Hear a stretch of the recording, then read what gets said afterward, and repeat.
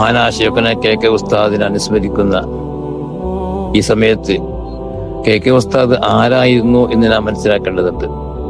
ഒരു റുഹവിയ പണ്ഡിതനുണ്ടാവേണ്ട മുഴുവൻ കാര്യങ്ങളും ഒത്തുചേർന്ന ഒരു പണ്ഡിതനായിരുന്നു.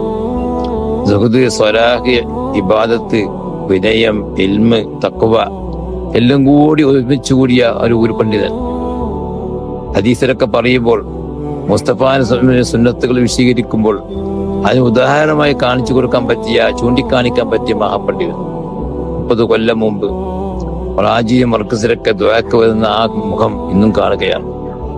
ഒരു ഈമാനിക മുഖം, വിനയം, ആരെ കണ്ടാലും വിനയത്തോട്, ചെറുപ്പോ വലിപ്പവ്യത്യാസമില്ലാതെ എല്ലാവരും വിനയത്തോട് പെരുമാറിയ മഹാപണ്ഡിതൻ. വളാഞ്ചേരി മർക്കസിനെ കാണുമ്പോൾ സമസ്തകാല ജമിയത്തുൽ പ്രസിഡന്റ്, ജാമിഅ നൂരിയന്റെ പ്രിൻസിപ്പാള്, വളാഞ്ചേരി മർക്കസിന്റെ ജനറൽ സെക്രട്ടറി എല്ലാം കൂടി ഒത്തുചേർന്ന സമയത്താണ് ഉമറുൽ ശിഖർ KK ഉസ്താദ് വഫാത്താകുന്നത്. വളാഞ്ചേരി മർക്കസ് കാണുമ്പോൾ KK ഉസ്താദിന്റെ പ്രതീകം അവിടെ നമ്മൾ അറിയാതെ ഒത്തുപോയാണ്, കാണുകയാണ്.